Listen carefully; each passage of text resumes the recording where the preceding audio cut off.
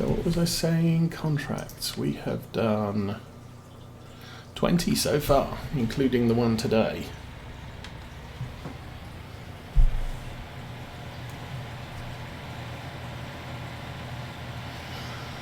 So that's a goodly number. And I still haven't completed the contracting achievement for, I think it's 100 contracts. So that's looking incredibly likely on this playthrough now. I was trying to do it for the other one, longer time, but sadly we lost that map and the progress.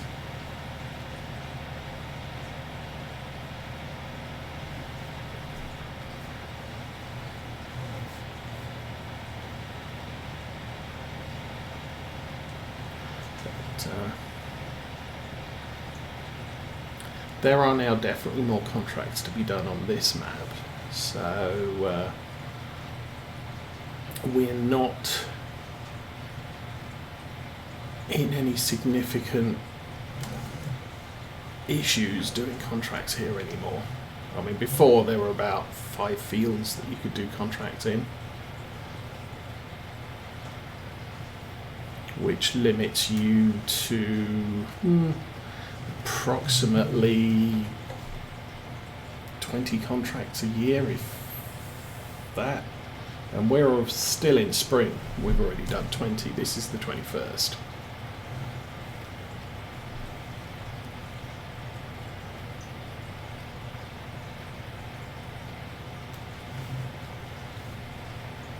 But if we can earn money like this, plus there's going to be harvesting, we should be able to clear a few contracts on the harvesting side.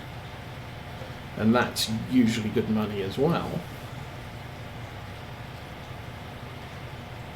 Our chances to expand the farm are going to be greatly increased at the end of this year.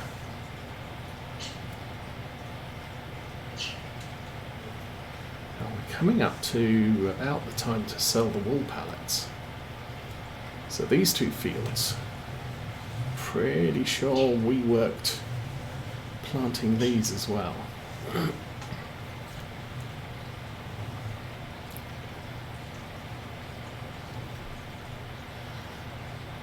So that'll be fun.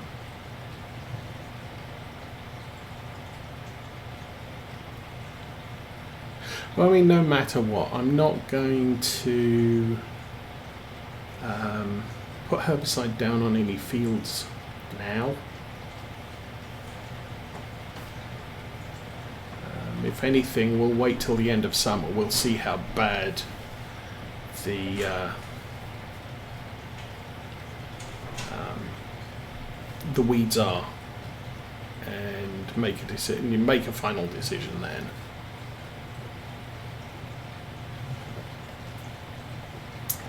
Anyway.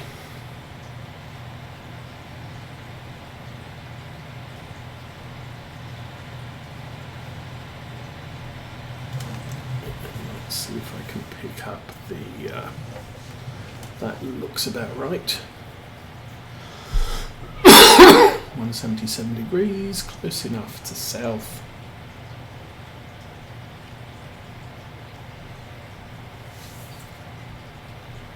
Yeah, there are just enough visual clues on the field from cultivating to be able to run a fairly accurate north-south or east-west line.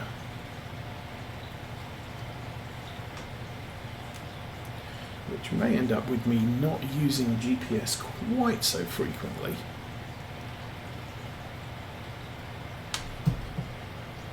Oops. Let's lift that up.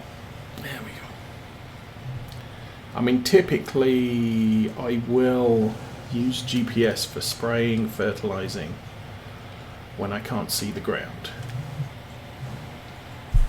But that's going to be less of a thing now, because using precision farming, we're not going to need as much fertilizer application. stick the applicator on automatic and really just leave it to it. So you might drain it heavily if you're planting things like corn, but then with soybeans you're using practically nothing. I think sunflowers too doesn't use a lot in the way of fertilizer.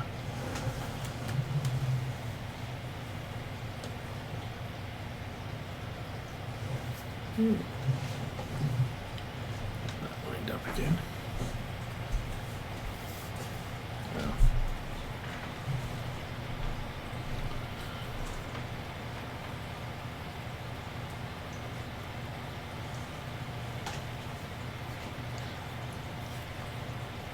So the quick look mod, or whatever it is, not entirely accurate when you're driving across a hill. I won't be surprised if I really should be running east-west here and not north-south, because this field does look like it tips away to the left a little. Oops, drifted that off the line a bit. Excuse me.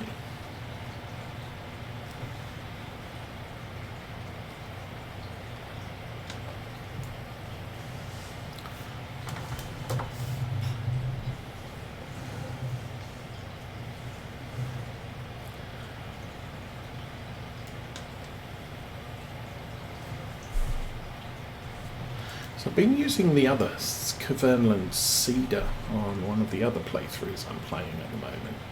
Not streamed, but just another playthrough. And one I've discovered it doesn't work with the cultivator make fields mod. For some reason, well, the create fields mod uses, I think it's the Y key to turn on, turn off creating fields, which is the same key that you use to select seed, and for some reason it's where is it? Seeders. It's this seeder here.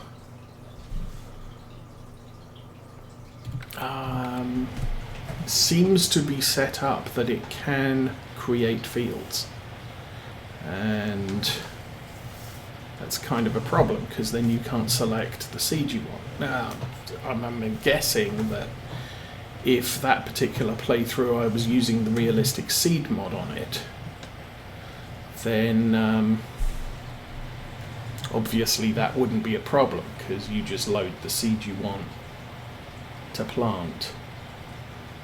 You don't use generic seed. I can't switch this cedar from canola because it is loaded with canola seed. The only way to switch it is to unload the canola seed and put in a different type of seed.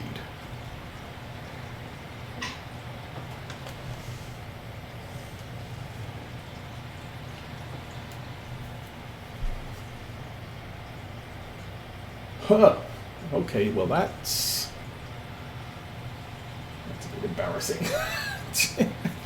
Yeah, harvester's falling through the map.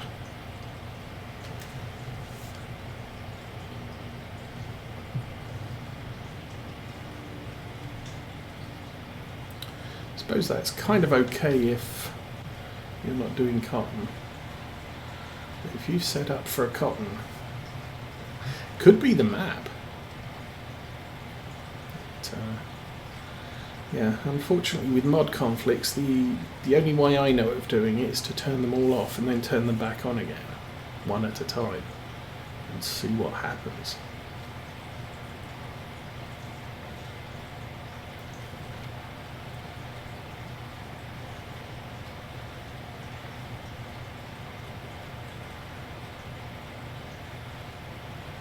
Now we will be doing, we've got a potato field this year. and I'll be using the new Grimmer DLC to harvest that field.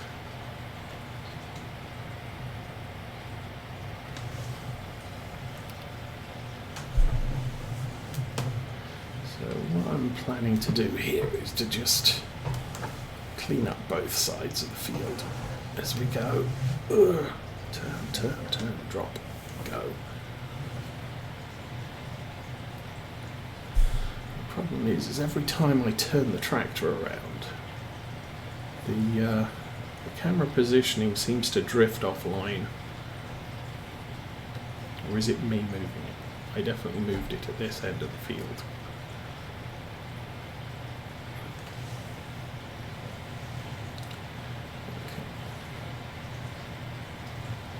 I'm going to swing down here because I think I missed a bit somewhere. Yeah. Of course, we're not losing seed until we actually hit a point where there isn't any.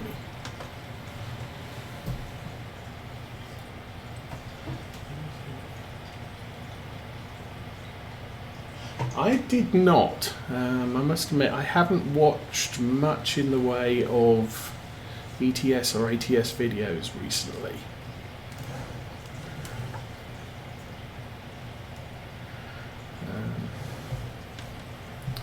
I did watch old Jingle. Yeah, I have to track the camera every time I turn around.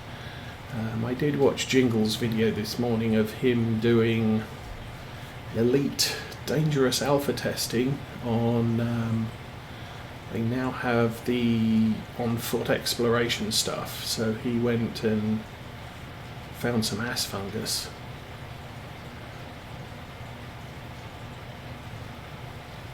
and made 20,000 credits, which I think included his first person to find the stuff and hand in samples bonus. So wandering around on foot might not be a very lucrative way of doing things. However, you don't need a ship, or you can do it in a small ship, so you don't need a lot of money.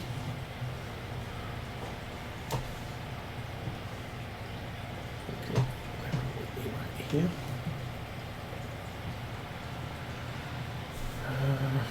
Let's put the cruise control on, try and straighten that up, and check how far we've got. Okay, we're 61% done.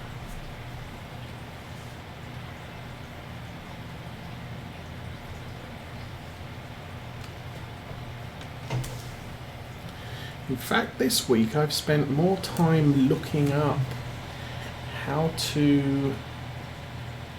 other people make bench work for model railways.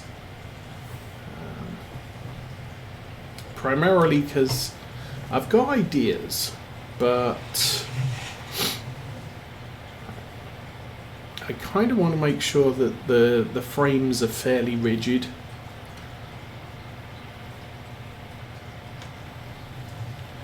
It seems most people, one of the guys I've watched used plywood for the frames, and because you're mounting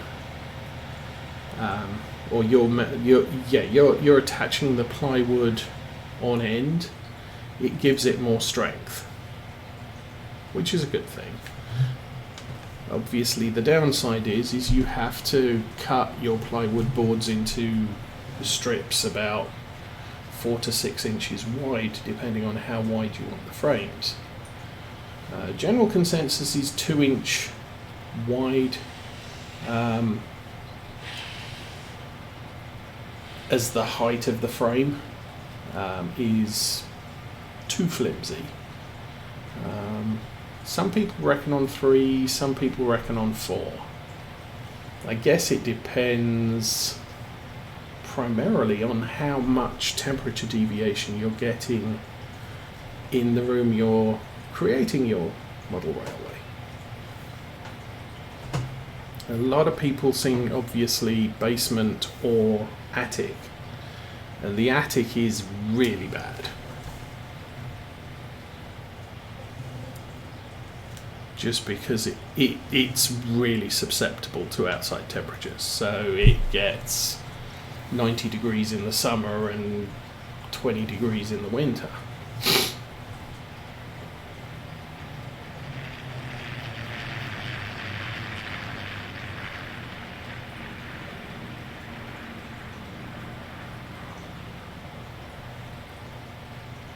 Oh, South in Istanbul or Northern Scotland.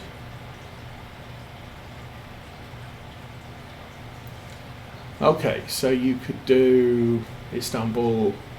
No, you could buy a shop in Istanbul and Scotland, I guess, and then fast path between them.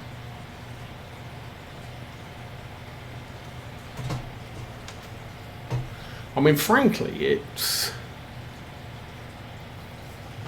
I mean, with a couple of my... I've got at least one long-term US truck sim and one long-term Euro truck sim. Like I said, I haven't played truck sim in over a year.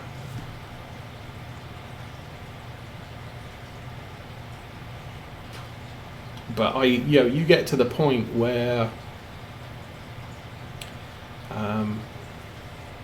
as soon as obviously I got my crappy garage with only 2 slots in it. Then I bought another garage with 3 slots. So you fill up with 4 drivers plus yourself. I mean, it got to the point where I could do a short trip and all of my drivers have earned me enough money to buy a garage in the new town. So I'm literally just driving out, and every town I visit, I buy the garage there. Hire 5 drivers, buy 5 trucks, get a load to the next town, and rinse and repeat, and you're just raking in the cash. It's crazy. But, I mean, obviously the hardest part is the startup, because it's just you, and that's all the income you get. But once you build your own empire, it's like there's really nothing else to do. Okay, I think I'm doing another headland on this.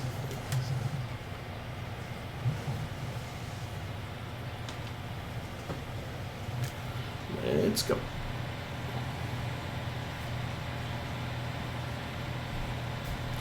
What am I doing with my tea?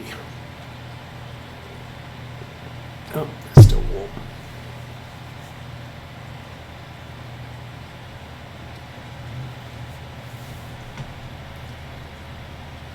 But yeah, I think I was here 2 weeks ago with the beginnings of a cold. I took off Monday, Tuesday, Wednesday of that week, just not well. Friday I had vacation already booked because I needed new tyres for the car and get my hair cut and some other stuff. Oh, go and get my blood tested.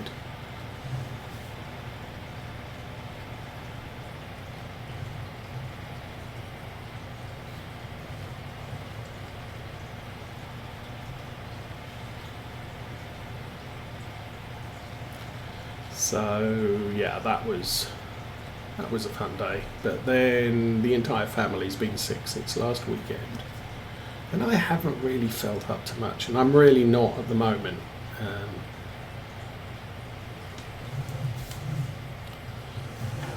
My throat is very dry and sore at the moment, so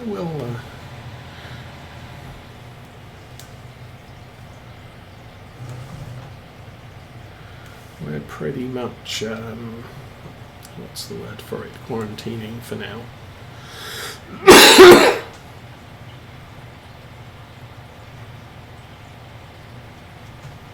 But child had her PSATs this week. She's got some other Michigan test next week, or this coming week.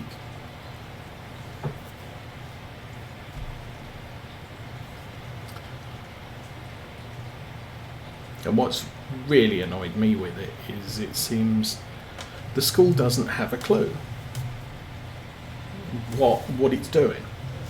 It's sort of, oh yeah, she's got to be here for the PSATs, she's got to be here at 7:30, she's got to bring this, that and the other. So we take her on the first day. It turns out all the stuff she took, well, it was the wrong type of calculator, and they provided her with the pencils that she needed, so she didn't need to bring those.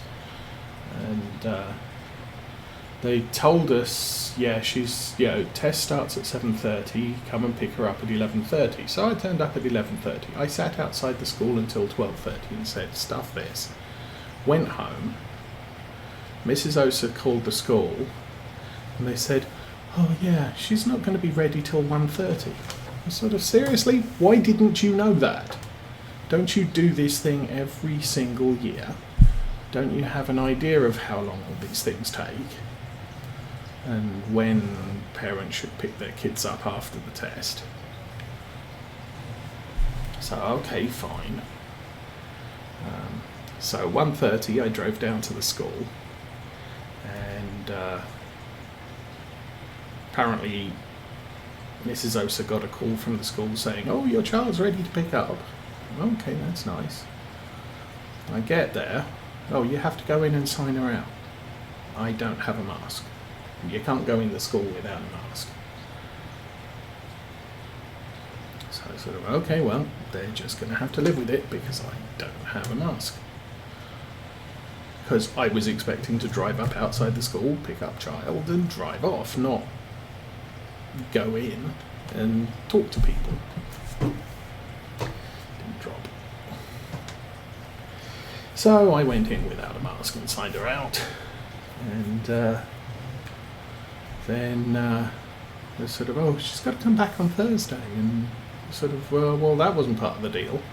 Yeah, she has to come back and do some more on Thursday. So okay, fine.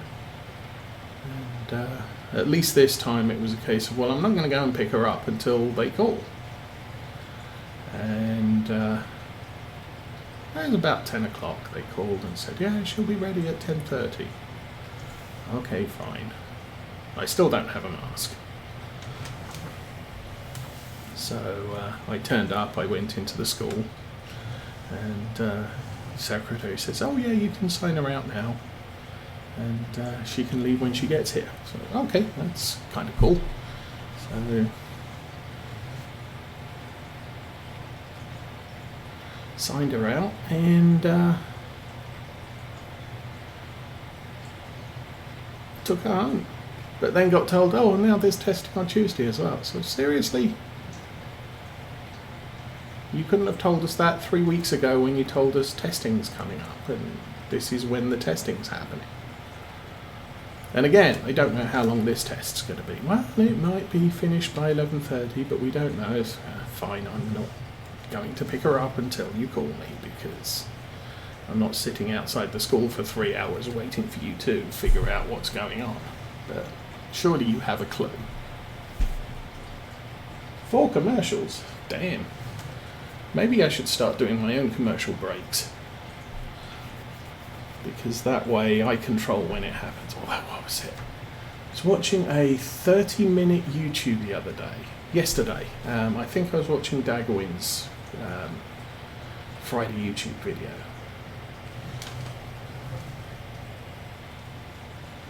And a commercial comes on,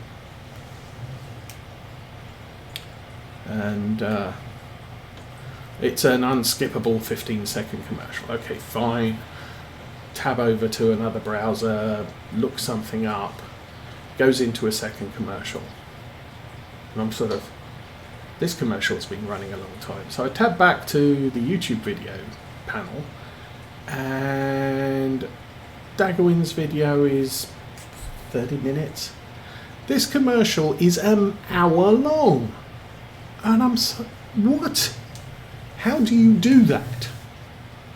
Put an hour-long commercial in a 30-minute video. Nobody's going to watch that.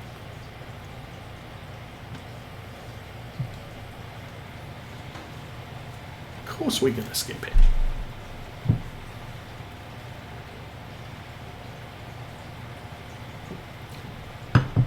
But yeah, not being very impressed with YouTube lately. Twitch, I don't. Problem is I don't get to see commercials on Twitch.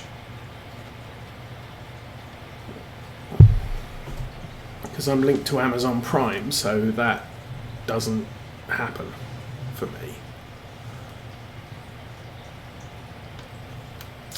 But obviously Twitch feels the need for some income, I guess. Okay, how are we doing? 97%. So we are nearly done with this, and it's just gone midday. Yay. We still have just under half a pallet's worth of canola seed.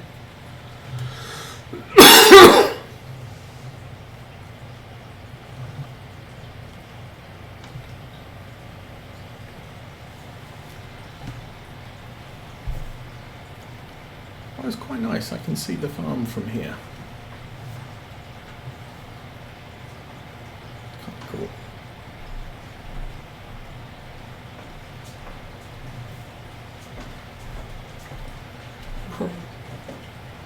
Probably can't see the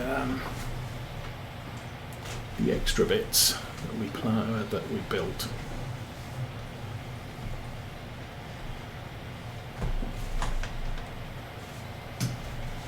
The depth field on this map's a little blurred. I mean, the castle's an actual place, but that's not particularly sharp.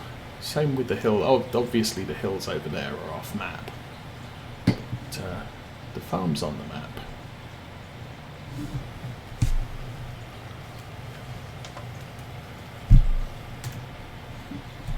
How are we doing? We're done. Okay. Good dream.